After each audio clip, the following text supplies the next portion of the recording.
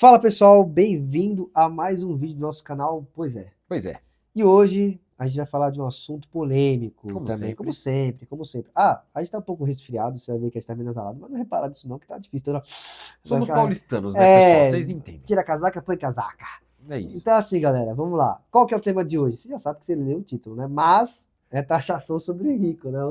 Ou grandes fortunas. Como que isso funciona? Se realmente serve? Nosso esquema aqui não é defender o rico nem nada, né? A gente só vai falar como funciona e vai te fazer sentir na pele se você fosse um rico, mas você não é. A gente também não, então a gente É. compartilha de tudo, tá? Mas vai ser meio técnico, ser muito técnico para não ser chato. Sim. Como sempre, tem sempre muito discurso em volta disso, É. pessoas te jogando para um lado, para o outro. Nossa, o rico isso, o rico aquilo, o pobre isso, o pobre Você não aquilo. sabe para onde vai. Exato. A nossa intenção aqui é chegar a explicar isso na prática, de uma maneira simples, do jeito que você saia entendendo o que é, e depois você tira as suas conclusões. Beleza? Mas você pode até comentar, senão também guarda para si. Mas segue a gente também, né? Não vai Ah, morrer. faz essa, né? Curte aí, não vai cair o dedo e segue a gente para não perder mais videozinhos. Sim. Começar? Bora lá. Beleza. Como que funciona isso aqui, tá, pessoal? É. Geralmente, ao redor do mundo, o Estado tem dois jeitos de abocanhar o dinheiro dos ricos, tá? Um deles é o imposto sobre grandes fortunas e o outro é a tributação de dividendos. Para ficar um pouquinho mais claro para vocês, a gente começando pelo imposto sobre grandes fortunas. IGF, como é chamado, falando de Brasil, ele está na Constituição de 1988, mas ele não foi regulamentado por projeto de lei ainda, então ele não está valendo. E caso você não saiba ou não se lembre como funciona a tramitação de projeto de lei, a gente tem um vídeo aqui no canal explicando. IGF, que é o que a gente chama, Imposto sobre Grandes Fortunas, para ficar bem claro, ele é um imposto sobre patrimônio, ou seja, ele leva em conta o que você tem. Então, assim, você tendo um certo valor em patrimônio imobilizado, seja imóvel, veículo, o que for, esse valor passando do que o Estado estipula como sendo uma grande fortuna, você paga uma alíquota progressiva em cima desse valor de bens. Ou seja, quanto maior o valor que você tem, maior é a alíquota que você vai pagar. E ele não gerou nenhuma renda, tá? Então, assim, se o cara se manter sempre naquele PL, ele vai estar sempre descontando o valor e ele não gerou nada. Imagina você ficar estagnado no sempre lá, nos 2 milhões. Por exemplo, nossa, 2 milhões é muito, beleza. Você tem patrimônio de 2 milhões. Lembrando que às vezes um apartamento que você não consegue vender, você tem 2 milhões, mas se não conseguiu vender, tá lá sendo comido pelo IR. 2 milhões você tem que ficar pagando, sempre. Só vai consumindo patrimônio, Porque né? você não gerou renda, sendo que imposto de renda é sobre renda. Exato. Já o segundo tributo que a gente vai comentar, que é o tributo sobre dividendos, é justamente nesse caminho que ele falou. Então, assim, lembrando, o que é dividendo? É o lucro que a empresa distribui aos acionistas que têm investimento nelas. É uma forma de remunerar. Exatamente, de remunerar os sócios. Então, assim, a partir de uma linha aí, falando de Brasil, de 50 mil reais, que é o que o projeto está mais adiantado, está para valer a partir de janeiro de 2026. Porque hoje ele não é tributado, hein, galera? Hoje também não é Só no tributado Brasil que ainda. não é. Isso, e na Estônia. Na Estônia. E na Estônia. E então, a partir de 50 mil reais mensais de dividendos, vai ser cobrado uma alíquota de 10%. Então, assim, diferença bem clara. Imposto anterior sobre grandes fortunas, imposto sobre patrimônio, sobre o que a pessoa tem. Esse imposto de renda, sobre o que a pessoa ganha. Beleza? E existem diversas maneiras dos ricos contornarem isso. Quais são? Bom, vamos lá. Essa maneira que o rico contorna não é a maneira que só ele pode contornar. Entretanto, a situação dele favorece. Por quê? Porque quando uma pessoa é CLT, ela tem um desconto direto na fonte, ou seja, você vai receber o salário, mas o empregador fala, não, antes eu vou pagar o imposto que o governo pede. Então você já recebe com o valor descontado. Agora um autônomo, tipo alguém que trabalha com iFood, que trabalha com o Uber, ele poderia sim pagar um carnezinho e pagar o imposto dele. Só que ele também não vai fazer isso, ele não vai abrir um CNPJ para pagar menos. Então vamos lá, eu vou te explicar como funciona, tá? Lembrando, rico pode sonegar. Pode, mas um cara autônomo que também não ganha bem pode sonegar do mesmo jeito, tá? Não vamos entrar quem sonega mais, quem sonega menos. Vamos entrar no mundial que ninguém sonega e assim funcionaria, beleza? Então, ó, o rico ele vai ter acesso ao contador. O contador vai falar, olha, cara, se você não abrir um CNPJ, você vai ter que pagar 27,5 na cabeça, porque o seu valor de renda é muito maior do que o teto, beleza? Aí o cara, tá, o que eu faço? Aí o contador vai ensinar ele qual CNPJ ele vai abrir, né? Se é uma limitada, se é uma sociedade anônima. E, diante disso, qual KNAI ele vai colocar, que é justamente a numeração que vai informar. Ali a empresa. Isso, classifica a empresa diante do que ela trabalha. Cara, pensando que o teto máximo da PF é 27,5, Um CNPJ eu já vi 24%, eu já vi 22%, já vi 20%, 15%, 12%, 8%, Depende do segmento, dependendo do segmento. Então, assim, o cara vai pagar 8%. Só que aí entra naquela outra coisa, né? Que o volume ainda é diferente. Um cara de 27,5 pode às vezes pagar só R$ 800, 900, e um cara que paga 12%, está lucrando 3, 4 milhões, vai pagar sobre isso. Então o volume é maior, a Sim. porcentagem é menos.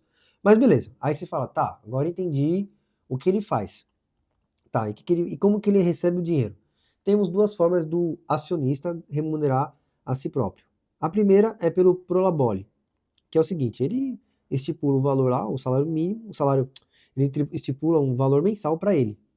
E lembrando, todo CNPJ é obrigado a fazer o recolhimento do INSS. Isso. Vale um adendo aqui, tá, pessoal? Geralmente, como é que isso funciona? Eu trabalhei com contabilidade um tempo, É. então, geralmente, o sócio ali da empresa, ele tem o prolabore dele, que, como ele falou, é um salário que o próprio sócio estipula, e existe o recolhimento de INSS. Então, esse sócio, ele seta esse salário em um salário mínimo, esse prolabore vai para um valor de salário mínimo, para que ele pague a alíquota mínima de INSS que existe, e para complementar a remuneração dele, ele faz a retirada de lucro, são os dividendos. Isso, que é a outra forma do rico, né, ou o sócio, o acionista, conseguir aumentar a sua renda. Porque assim, o cara vai pensar no benefício próprio. Se ele é obrigado a remunerar sempre para ter a recolhimento do INSS, que coloca o valor mais baixo, pega o dividendo que não é tributado e soma ali. E o dividendo pode ser pago mensalmente, semestralmente, trimestralmente, anualmente, depende aí da escolha do acionista. Então, não paga imposto. Essas são as duas formas, tá? E geralmente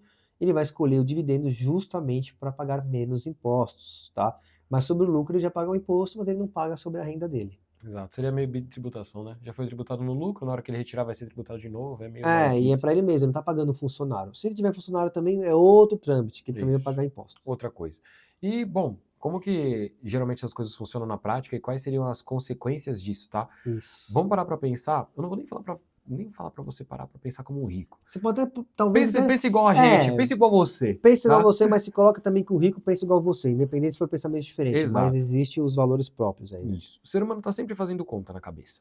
O que compensa, o que não compensa, e a gente tende a decidir para o que compensa mais pra gente. Isso, Beleza? seja lá financeiro ou até por um estímulo, né? Ah, pra mim eu vou gastar muito caro, mas vai me satisfazer pessoalmente. Exato, exato. Seres humanos reagem a incentivos, é o A normal. forma que você é estimulado. Então, Lá ele. coisa esquisita. Então, pensa assim, você tinha uma conta corrente em um grande banco que até uns 10 anos atrás cobrava uma taxa de manutenção de conta. Se fosse 40, 50 reais por mês, às vezes 30.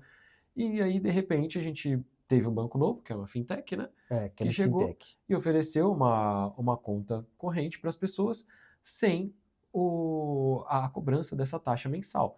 O que acontece? Você vira e fala, cara, eu estou perdendo aqui 40 reais por mês. Eu tenho essa outra opção É. que não tem custo. O que você faz? Você move esse dinheiro. Para que você entenda, para um rico é muito mais fácil tirar o dinheiro do país, dar uma saída fiscal, do que é para você mudar seu dinheiro de banco. Tá É, bom? e detalhe, eu acho que é até legal essa comparação que ele falou do banco, até pra gente pensar, imagina assim que o Itaú e o Nubank, eles prestam os mesmos serviços. Então imagina que os dois bancos são o pobre e o rico. Cara, o Nubank só conseguiu prestar o serviço de forma gratuita porque, uma, ele entuchou prejuízo nele. E outra, ele pagava menos impostos por ser fintech fornecendo os mesmos serviços. É onde eu falo. Se você trabalhar, por exemplo, você pode trabalhar como autônomo. Existe empresa que está fazendo isso hoje, não está mais contratando CLT e contrata como PJ. Sim, Ele vai ter um recolhimento de imposto de acordo com o que ele for, que vai pagar menos imposto que o CLT pagando 27,5. São formas de exatamente. prestar o mesmo serviço, mas pagando mais barato. Não quer Ex- dizer que está errado. Sim, e as pessoas escolhem o que é melhor. Então o rico ele vai fazer essa conta, ele É, pensa, bom, eu estou nesse país aqui. O que eu ganho? Qual que é o incentivo que eu tenho para deixar o dinheiro nesse país? Cara, eu tenho uma segurança jurídica? É prudente para mim segurança pública. de repente abrir uma empresa? Tenho segurança pública? Tenho saúde? Me sinto seguro aqui? Todo esse tipo de coisa. Então ele vai fazendo essas contas e ele chega a uma conclusão, entendeu? Depende muito de quais incentivos esse país oferece para ele. Bônus e Se ônus, né, mano? Exato, é sempre essa conta. E aí, se ele não tem esse estímulo vindo do país que ele está, ele se move para outro país. E para É, isso a gente dá o nome de saída fiscal. saída fiscal. Porque assim, galera, tudo é retorno. Cara, o rico vai chegar assim, tem rico que defende taxação sobre ricos. Ok, Tem. não tô falando que é errado. Só que a gente tá falando de país onde realmente funciona. Porque é aquilo, né? A gente tá falando que no Brasil 27,5% sobre renda. Só que o consumo é muito alto. Sim, vamos chegar lá. A gente vai chegar lá, você vai entender onde quer chegar. Então vamos lá. O que acontece? Como os ricos estão no país? Vamos falar do Brasil, porque infelizmente a gente está no Brasil e a gente tem que falar das coisas que estão acontecendo aqui. A questão é, saúde pública aqui no Brasil é boa? Não. Não, não é. Segurança pública é boa? Não. Não, não é. Ah, mas aqui tem SUS, beleza, tem essas coisas, mas lá fora também não tem, beleza, não tem SUS. Só que se você tiver um convênio, você paga muito mais barato que um convênio aqui e ainda, às vezes, até melhor do que o serviço prestado aqui. Mas não vamos entrar nesse detalhe. A questão é o seguinte, o rico, não sentindo o retorno do que ele está pagando, ele vai querer dar a saída fiscal. E os países lá fora que querem dinheiro, ele vai aceitar o rico. Sim. Pro rico sair é muito fácil, galera. Igual pro Gliese, que falou, ai, eu quis sair porque eu sinto que tem que dar mais segurança para cuidar dos meus filhos. E ela tem grana, chegou lá, fez tudo que tinha que fazer, porque você investe um dinheiro, você compra apartamento, você permanece alguns dias lá e você tem direito à residência fiscal. Em qualquer país eles têm as coisas dele, mas em suma é investir em dinheiro ou investir criando emprego lá. Acabou. Isso. Pobre que igual a gente não vai conseguir fazer saída fiscal assim tão fácil, nem compensa também, tá? Então pensa comigo, chega o rico, eles saem tudo daqui, vão ter menos pessoas pagando imposto, Isso. certo? Lembrando que 96 milhões de pessoas no Brasil estão vivendo de auxílio. Auxílio social. E esse auxílio tende a crescer, porque anos passados eram menores e só vem A crescendo. tendência é essa. Ou seja, o mínimo que o país vai ter que gastar vai aumentar Uhum. para manter a máquina pública funcionando. Tanto das questões públicas, os políticos, que ninguém diminui o salário deles. Eles só falam de aumentar aqui, ó, na gente, mas ninguém fala, não, vamos diminuir nosso próprio benefício. Isso não tem. Não tem, você não vê ninguém falar isso. Então, assim, sabendo que vai aumentar essas coisas, e ricos saindo, lembrando que o rico, ele, querendo ou não, o volume dele, sei lá, um rico, o volume do cara pode valer quase 10, 15 pessoas. Um rico é o que a 10, 15 pessoas pode estar pagando de imposto. Sim. Entendeu? Então, assim, quanto mais ricos indo embora, menos pessoas ajudando a máquina pública. Uhum. Entendeu? Eu sei que está sendo. Estou enfatizando isso, porque isso acontece o quê? Se todo ano o governo aumenta, vai ter o mínimo pra pagar, vai ficar para quem? Exatamente. Como é que fecha a conta? Como que fecha a conta, já que tem menos rico pagando? Vai sufocar a classe média. E a classe média baixa, que são os famosos pobre premium, pobre plus. Ah, ganha 10 mil, 12. Mas caralho, velho, o cara ganha 10 mil, sendo que o salário mínimo pra estar acompanhando a inflação era pra ser 7.500, né? 7.500 e pouco. Por aí. Não 1.800 que tá vindo agora, entendeu? E aí, também quer morar no centro. Porra, a gente é obrigado a se marginalizar, né? Morar às margens, que isso é a palavra marginal é disso, das pessoas que vinham da margem, os pobres que estão ali. Porque se você mora longe, não tem nada, não tem transporte, não tem saúde pública, não tem segurança. Então você não pode morar no centro porque, você ganha 10 mil, mas tá vendo mal, porque você quer morar no centro. Então está normalizando a pobreza. Exato. E tudo isso que ele comentou revela uma coisa que é muito mais estrutural do que parece, tá? É. Porque só para vocês entenderem como que acontecem as coisas aqui. Falando no geral, o governo ele tem geralmente três maneiras de tributar as pessoas, tá? Uhum. Então, assim, a gente fala geralmente de tributação sobre consumo, tributação sobre renda e tributação sobre patrimônio. Mas essa última, ela é bem menor, tá? Então, assim, vamos focar em consumo e renda. Aqui no Brasil, as nossas alíquotas de imposto, eu sei que parece esquisito falar disso, mas as alíquotas de imposto de renda, elas são... A tributação na renda, no geral, ela é relativamente baixa Comparado com os países. comparado com outros países. A gente sempre tem que ter parâmetro, tá? Principalmente se a gente comparar com os serviços que a gente recebe. Mas, assim, é uma tributação relativamente baixa. Muitos países cobram 40%, 48, 50%. 50. Exato. No Brasil, a gente começa em 7,5% e vai até 27,5%, dependendo do salário que você ganha. Beleza. Isso é transparente para você. Você olha o seu holerite, se você é um trabalhador formal CLT, você olha ali e você vê o quanto está sendo descontado. Ok. Só que tem uma outra coisa que geralmente a gente não vê. O que sobra pra gente quando a gente vai no mercado, a gente vai consumir. Comprar o Beleza? meu arrozinho, O arrozinho, o sua feijãozinho, a cesta cervejinha. básica, essas coisinhas. E, cara, em cima de tudo isso daí tem imposto. E cada produto é um imposto diferente. Até hoje, as pessoas acham que nenhuma entidade chegou num acordo de quanto mais ou menos o brasileiro paga em imposto de consumo em média, É. tá? Mas assim, para vocês terem só uma ideia, um arroz, por exemplo, produto de cesta básica, quase 18% de imposto. Se a gente for falar, por exemplo, do leite, 20% de imposto. Médio, galera, Médio. porque cada cidade vai ter seu imposto, porque é aquilo lá, né? Imposto sobre imposto. Isso. Federal, estadual, municipal. Depende muito, varia de lugar para lugar. Na É. média é mais ou menos isso, tá? Carne bovina tem 30%, para vocês terem ideia. Se a gente for ver um carro, que tem gente que fala que é supérfluo, né? Dependendo do lugar que você mora, você sabe que é essencial. Mas tá aí por volta de 35%, 45%, e dependendo do modelo, isso pode chegar aos 50%. Beleza? Isso. E é o seguinte, hein? Quanto mais caro, tem IPVA, então mais caro fica. E outra, quanto o modelinho melhor, talvez mais consumo do que vai ter? Consumo de gasolina. Gasolina. E se a gente tiver mais consumo de gasolina, chuta quanto você está pagando de imposto em gasolina?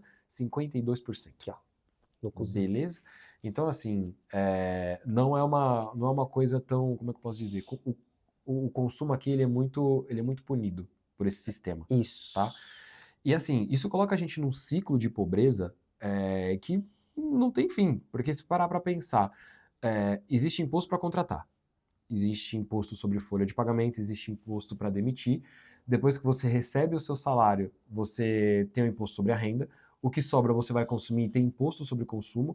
E se você consegue, com todo o esforço da vida, guardar algum dinheiro dinheirinho. para ter um patrimônio, o governo também cobra imposto em cima desse patrimônio.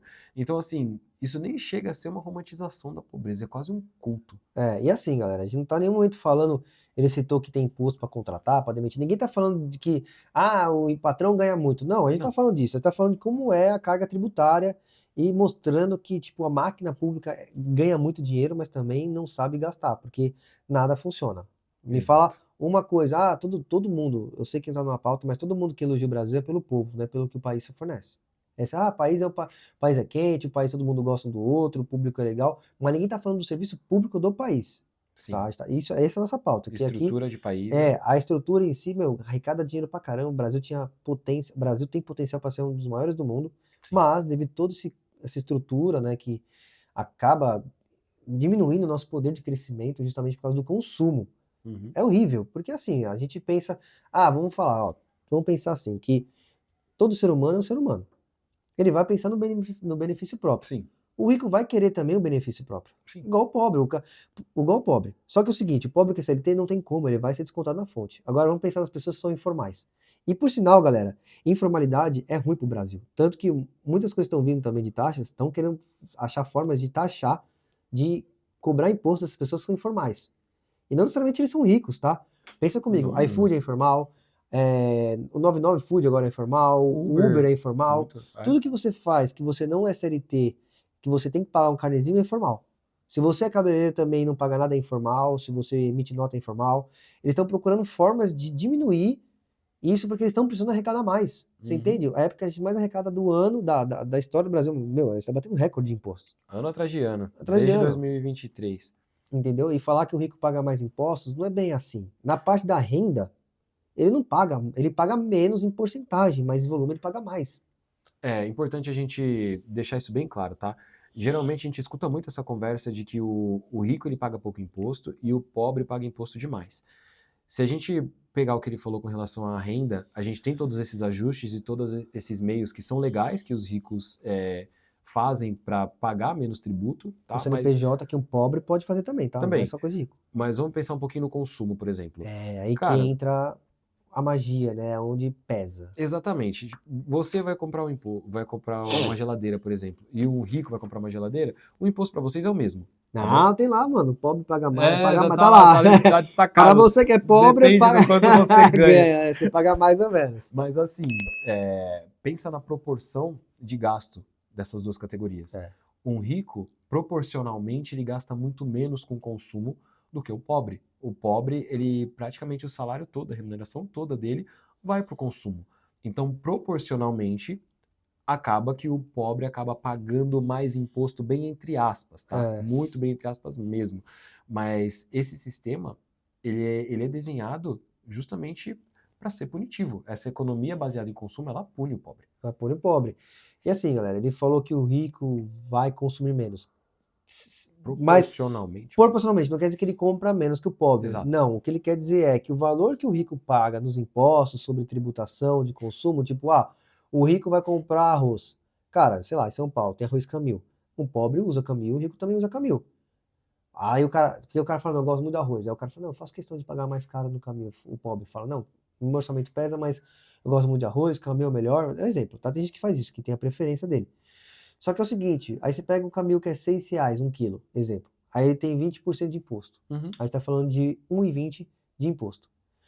Pro rico, esse 1,20 pesa muito menos do que para um pobre. É esse o ponto que a gente está falando. Não que ele consome de fato menos quantidade, é Exato. porque o valor de imposto pesa menos pro rico. É isso, tá? Não confunde não, galera, que eu sei que isso pode acabar levando a essa ideia.